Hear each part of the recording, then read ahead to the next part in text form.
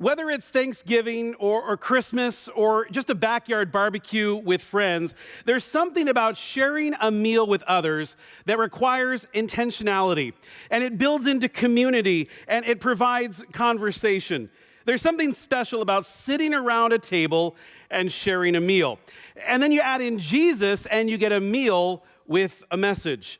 Today, we're going to look at one of his larger meals, the guest list exceeding more than 5,000. And this, not just an incredible event on its own, but it has a certain distinction. One of two miracles recorded in all four Gospels, Jesus' resurrection being the second. Now, today, we're going to primarily live in Mark's account, but we're going to use the other Gospel writers to add in some detail. Now, perhaps you remember this story, Jesus and the 5,000, from Sunday school or perhaps Veggie Tales. The challenge with this story being so familiar is that sometimes we can easily miss the practical applications. You see, what Jesus did, the feeding of the 5,000, that's just part of the story. You see, first it's important to set the scene, to provide the context. Before we get to this hillside gathering, Jesus had sent out his 12 disciples to do ministry, to do some solo mission work. It was time to get their hands dirty, to put what they have learned into practice, to move from observer into ministry partner, to do the work of the gospel. And so Mark's account picks up with everyone returning to base camp. Mark 6:30 starts this way. The apostles gathered around Jesus and reported to him all they had done and taught. Now, this huddle was likely a mix of excitement and exhaustion. Excitement because everyone was clamoring together, wanting to tell Jesus what they had done and what they had seen and what they had taught. It was just an exciting time. But exhaustion as well, because the mere flurry of the day, as Mark records, then, because so many people were coming and going, the disciples, did not even have a chance to eat. Jesus knew that doing the work of the ministry was going to be important. It was going to be exhausting. But to do it effectively, they would need downtime, rest, rejuvenation. Here at Cornwall, we call it soul care. It's why Jesus would say this: "Come with me by yourselves to a quiet place and get some rest." I mean, Luke gives us a little more detail. Then he took them with him, and they withdrew by themselves to a town called Bethsaida. It's actually John who drops the pin to an even more detailed location by saying Jesus crossed to the far shore of the Sea of Galilee. Now, if you're a visual learner, take a look at this. It's where they were huddled, and they were on their way here to the tip top of the Sea of Galilee, to Bethsaida. That was their destination. So they sail away, they're off on their way, and Mark continues in this way.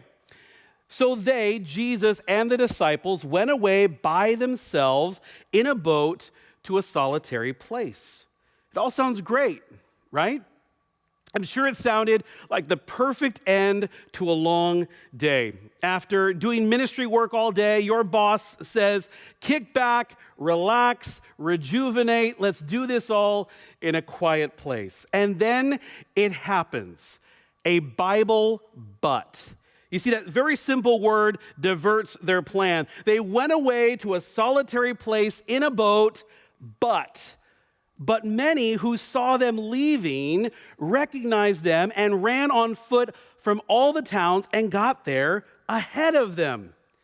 Maybe you missed this in a previous reading of this account, but what Mark records here is quite phenomenal. You see, followers of Jesus, so desperate, so excited, so hungry for more teaching, for more moments and more miracles, that they were willing to hoof it to Jesus' next destination. Now, either this seems highly unbelievable or very familiar. You see, Jesus, as he often was an originator. But we have seen this exact thing happen in our modern day. On February 7th, 1964, New York's Kennedy Airport was a bit busier and a little louder than it normally was. As Pan Am Flight 101 arrived from London, more than 3,000 people began screaming at the top of their lungs. as the plane door would open, 4 young men would emerge, all in their early 20s, wearing modest suits and sporting some bowl cuts. Paul and Ringo and John and George, better known as the Beatles, had finally arrived in America.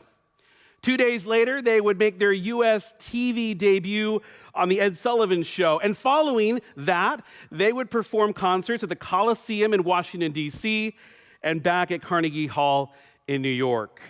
And while those concerts were the headline, the real story below the fold was about the super fans, the die-hard fans who somehow discovered their trip itinerary and their hotel bookings. So as the Beatles would leave one hotel on their way to the next, these fans would make their way ahead of them to the next hotel so that they could be right there, ready, in place, waiting and screaming, hoping for one more glimpse of the foursome. And this was not unique for this band at this time. In fact, 50-some years later, it would happen all over again with another band from England called One Direction. When a new batch of teenage girls would jet from city to city and hotel to hotel for the chance to be on the rope line when One Direction would arrive and the chance to see them pass by. So perhaps what we're seeing with Jesus and this crowd following him from place to place isn't so unbelievable after all.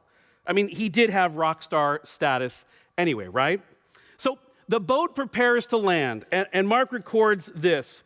When Jesus landed, the boat comes ashore, he saw a large crowd, and he turned the boat around. No, that's not right. He pretended he was sleeping. That's not right either.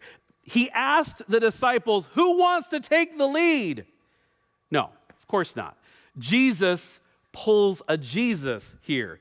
When Jesus landed and saw the crowd, he had compassion on them. Now consider for a moment the magnitude of this action. This may be one of those moments you previously just read over. Keep in mind, it's been a full ministry workday. Jesus and his disciples had one thing in mind, some good old rest and relaxation. Instead, what they see ahead is this same crowd, the same people they had been with all day here, and now suddenly they're here, and they want just a little bit more. And Jesus, being Jesus, provides the reason for his compassion. And spoiler alert, it's a good reason. He sees the crowd, he has compassion. Why? Because they were like sheep without a shepherd. So he began teaching them many things. They were like sheep without a shepherd. They were like a ship without a rudder, a plane without a pilot, the Seahawks without Russell Wilson. Too soon? Okay, we've all heard the rumors, right? Okay, moving on. Jesus sees the crowd. He has compassion because these people are like sheep without a shepherd. He knows, he realizes, he recognizes they were lost. They needed guidance. They needed direction. And so what does he do? He begins to teach them many things. Jesus hops off the boat and doesn't skip a beat and jumps right back into teaching. Now, sometime later, Mark picks up this account with the already tired disciples making an observation. By this time, it was late in the day, so his disciples came to him, Jesus. This is a remote place, they said, and it's already very late. Now, for all the planners, for all the Enneagram 3s and type A's, you appreciate this question. The disciples are simply stating fact here. They're hoping to nudge Jesus to start thinking ahead, like, Jesus, we are in the middle of nowhere. I don't see any food trucks pulling up, and the people around here are going to get hangry real soon. So what are you thinking? And you probably know someone who is fine without food until they're not fine, right? And then all bets are off. And so the disciples here are just being proactive. Jesus then replies to Philip, well, where shall we buy bread for these people to eat? Jesus said to Philip. He asked this only to test him. This is important, for he already had in mind what he was going to do. And unaware of this foreshadowing, Philip replies this way: send the people away so that they can go to the surrounding countryside and villages and buy themselves something to eat. Again, I think this is very matter of fact. I suspect this answer is very pure and rational. But Jesus, who already had in mind what he was going to do, had a different idea. He says this: you give them something to eat. In fact, Matthew's account has Jesus say this: they do not need to go away. You give them something to eat. I mean, you got to love Jesus' response, right? You feed them. They're hungry, you take care of it. Now, at this moment, the disciples probably should have recalled Jesus making seemingly impossible commands before, only to learn later he had a master plan tied to a lesson. And perhaps some of them did remember that. But for those who didn't, things escalate quickly. They said to him, that would take more than a half a year's wages. Are we to go and spend that much on bread and give it to them to eat? Now, before we go all self-righteous and call out their seemingly snarky tone, it's important to keep our viewpoint in check. We know how the story ends. We also know these guys are well past E on their gas tank. And remember, we know what Jesus is up to.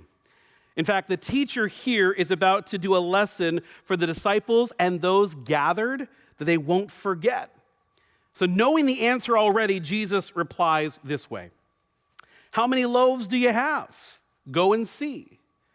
When they found out, they said 5 loaves and 2 fish. Now, this is factually accurate, but Mark's account misses one very important person. This guy right here. This guy. Now, for me, the story of Jesus feeding the 5,000 is synonymous with this unnamed young man, mainly because of one of these. Now, long before there was Spotify and iTunes, and somewhere between records and CDs, there was the cassette tape. Now, these little babies, man, these were jam-packed. Music on both sides. And if you're a boomer or a Gen Xer, perhaps you were lucky enough to receive a mixtape as a gift from your loved one. Now, growing up, mostly on road trips, we would pop in a cassette tape into our car and listen to it to pass the time. And one such cassette featured songs and stories about famous kids of the Bible. It went through the story of David and Jonathan and Samuel and Rhoda and a handful of kids that don't have their names recorded in the Bible but made huge kingdom impact. And one of those no names on the cassette was this kid. And it's John, it's not Mark who actually puts the spotlight on this unnamed young man. John records this: another of his disciples, Andrew, Simon Peter's brother, spoke up saying, here is a boy with 5 small barley loaves and 2 small fish, but how far will this go among so many? Now, I imagine Jesus' disciples couldn't have been more excited because suddenly in this location, this remote place, and it being very late, suddenly there's real food as an option. And so Jesus, who had all of this in mind already, sets the scene. Mark continues. Then Jesus directed them to have all the people sit down in groups on the green grass. So they sat down in groups of hundreds and 50s. Maybe it looked something like this. Okay, no, this is not the hillside at Bethsaida. This is the Gorge Amphitheater here in Washington. And while the gospel records 5,000, That was not accounting for women and children. So many Bible scholars would say the number was closer to 10 to 20,000. And so this picture gives us a visual of what thousands of people gathered together on a hillside would look like. And as I look at this picture, with a crowd of this size growing hungry, you can empathize with the disciples wondering how will they feed everyone with this little amount of food. Well, Jesus had a plan.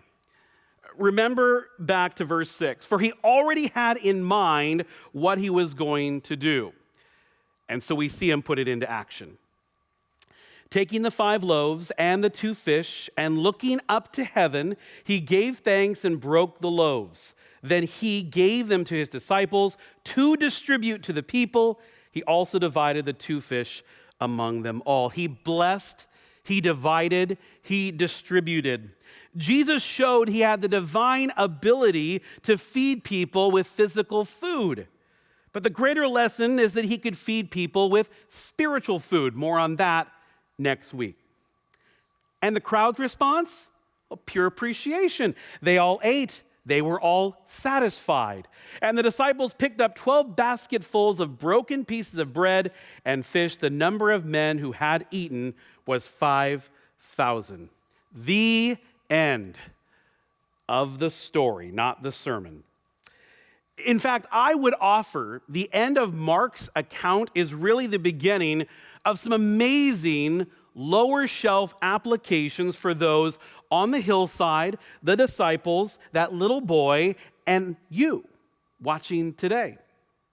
You see, it's what makes Jesus so incredible. His lessons remain timeless. So for our balance of time together, I'd like to offer 3 observations from this miraculous meal with Jesus. Jesus leads, Jesus asks, and Jesus allows. First, Jesus leads with compassion. Think back to your last hard day at work.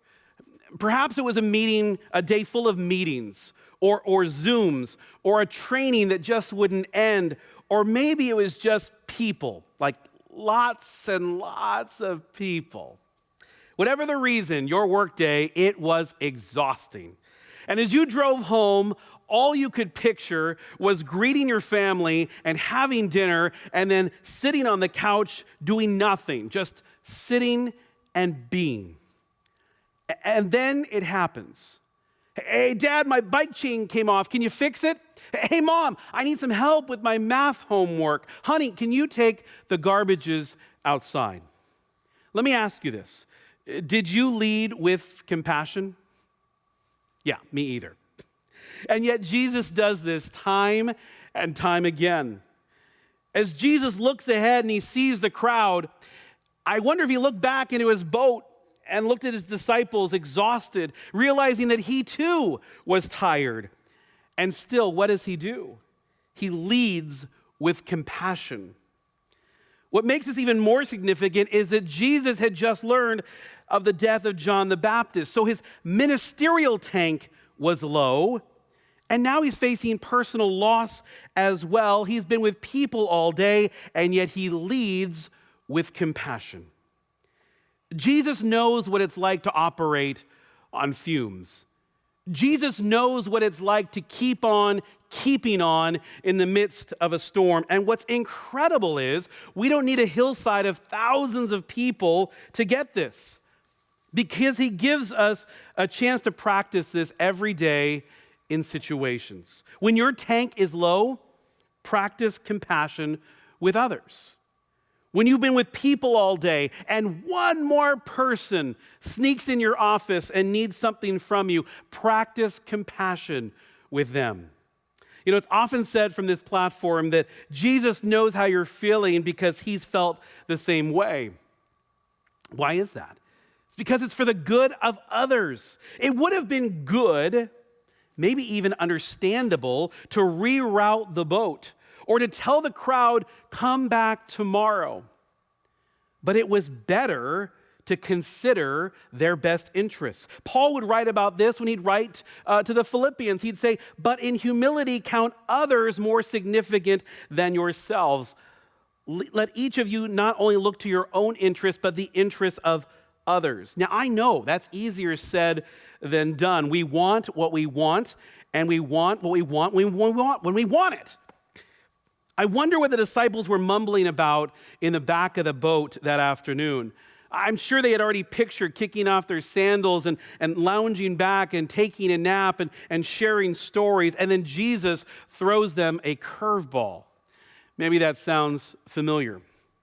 Perhaps our plans should be written in pencil because Jesus might just have another idea for you.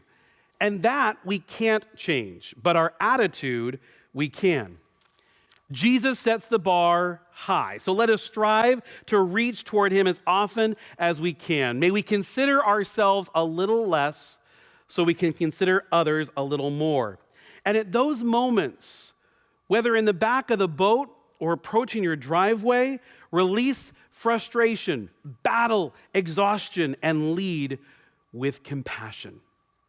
So first, Jesus leads with compassion. Second, Jesus asks for all we have. Jesus asks for all we have. Now, we don't know much about this little boy. We don't know his name. We don't know where he was going. We don't know how old he was. What we do know is this: he provides a critical teaching moment for all those gathered that day, that Jesus asks for all we have. I mean, imagine if the boy had replied, "Jesus, it took a while to hook these fish, and my family's really looking forward to some fresh bread, so how about we go halvesies?"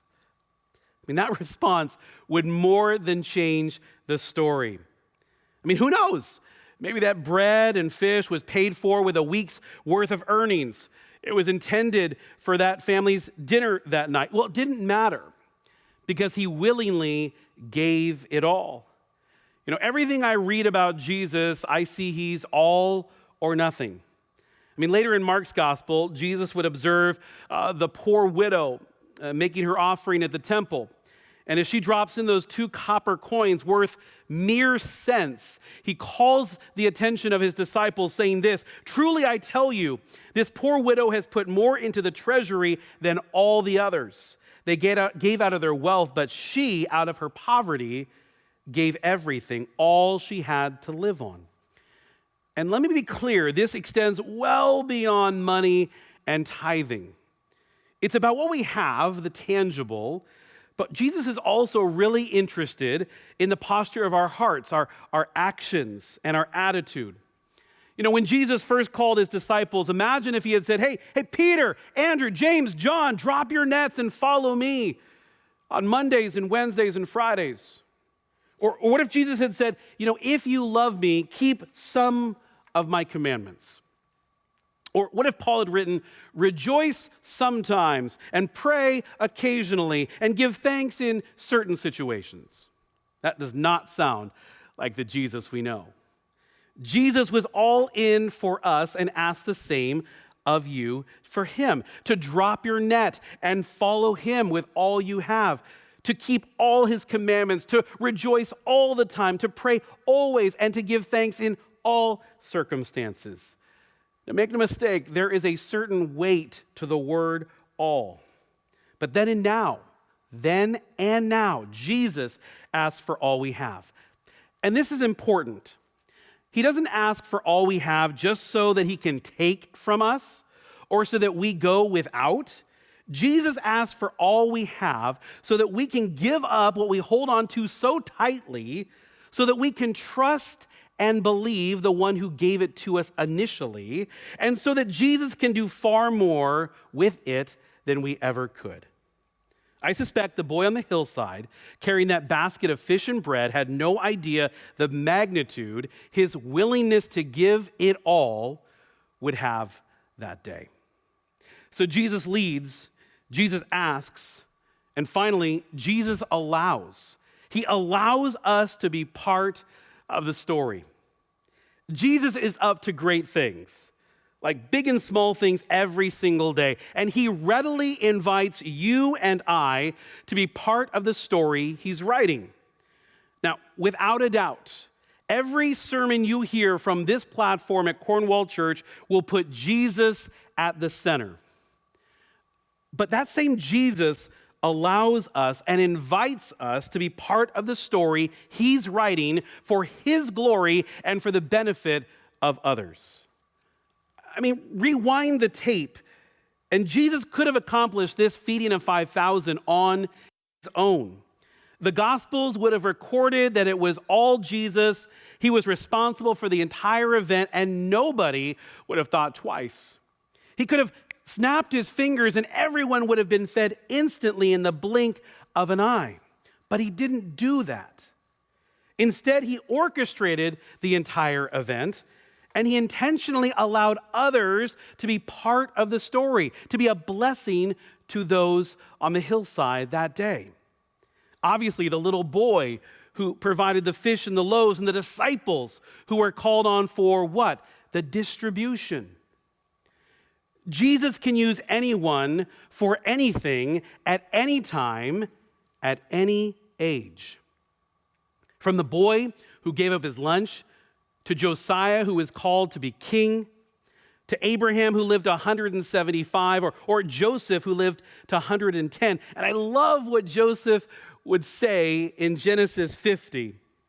You intended to harm me, but God intended it for good to what? To accomplish what is being done now, the saving of many lives. God could have done everything on his own. Instead, he allows us to be part of the story. He invited Joseph in to be a blessing to others, to be part of the story.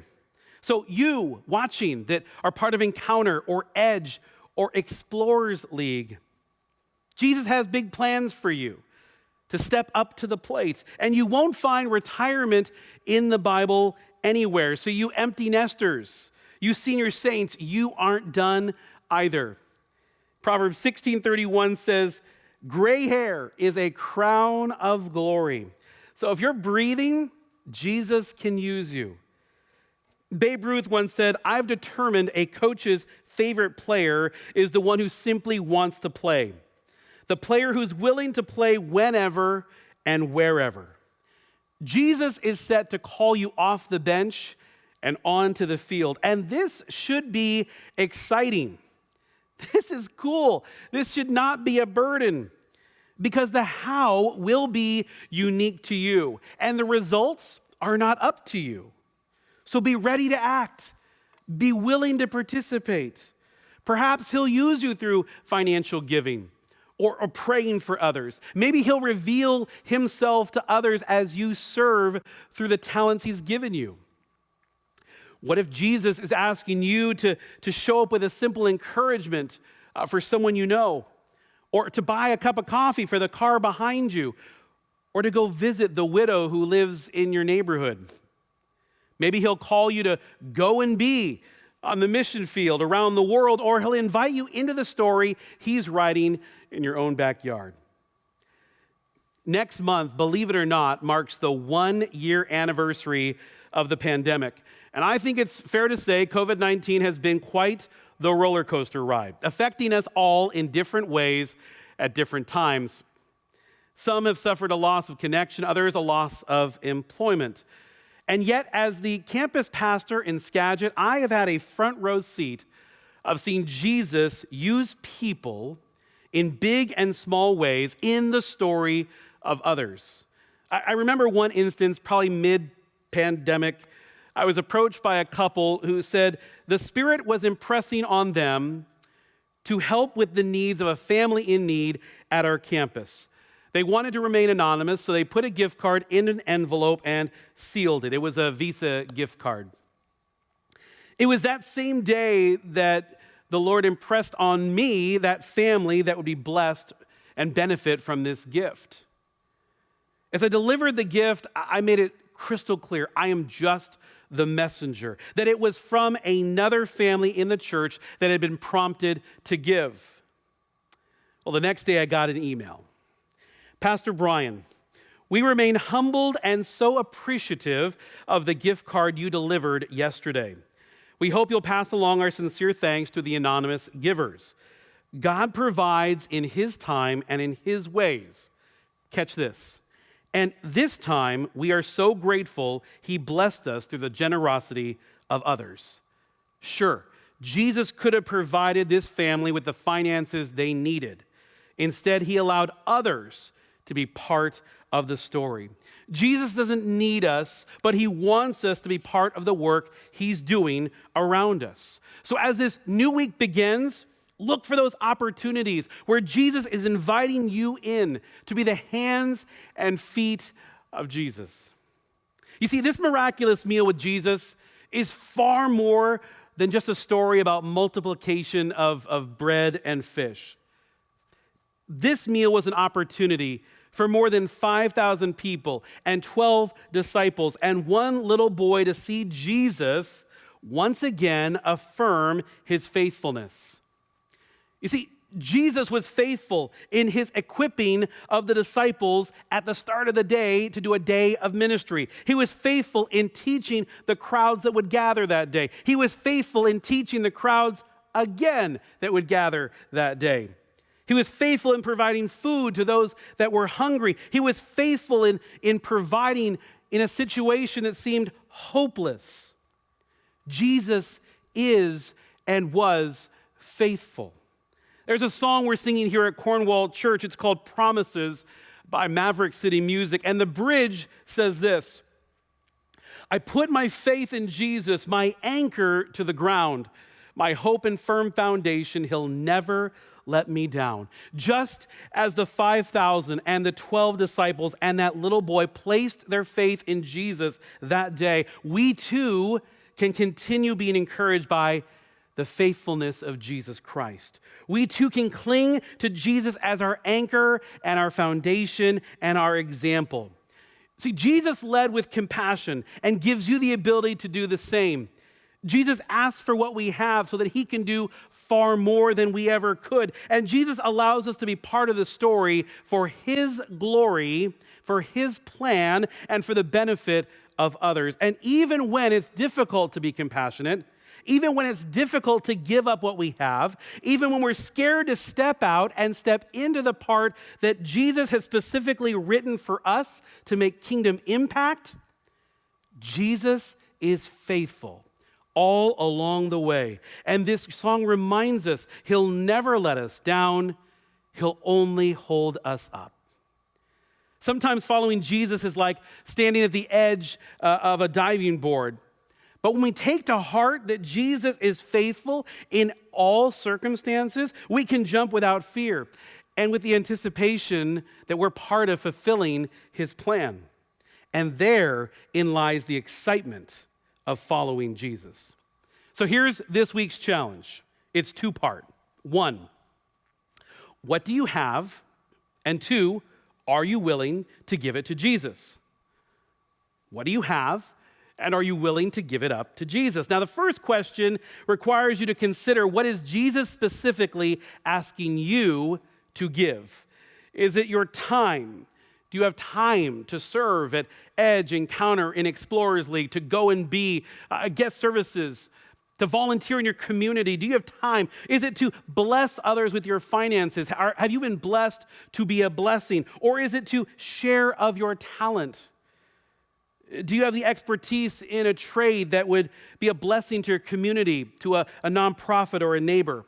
For the boy, he gave up his lunch. For that widow, she gave up her coins. And for the disciples, they gave up their day jobs. And Jesus faithfully used all of them for kingdom impact. So the first question asks the what. But then there's that pesky second question. 2 Corinthians 9 reminds us that God loves a cheerful giver. And the second question is a heart-level question. Are you willing? You have the time, but are you willing? You have the resources, but are you willing? You have the talent, but are you willing? You don't need unlimited time or stacks of cash or to be a certified tradesman. You just have to be willing to show up and give what you have. You know, I never would have guessed that a single song on a cassette tape would forever solidify this story, the story of Jesus feeding the 5,000 for me. But the chorus of that one song has stuck with me for more than 30 years. And so I'll let it be our takeaway. The chorus of the song says, just a little bit, just a little bit. Just a little bit can be more than enough, though it isn't much, by his holy touch. Just a little bit can be more than enough. You see, Jesus uses the ordinary for the extraordinary. He makes the impossible possible. So may we never think or give in to the idea that we aren't important enough or rich enough or talented enough or smart enough or that we have enough. May Jesus just shatter our pint-sized expectation of what he can do when we show up and bring our best to the table. Cornwall Church, God only knows the stories that he will write and the lives that he will change when we are willing to show up and give all that we have. Because just a little bit can be more than enough. Let me pray for us.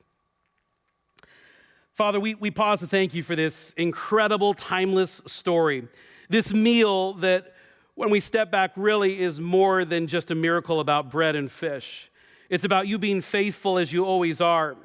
It's about you teaching and caring and loving and having compassion on others. And so, Jesus, help us be the same.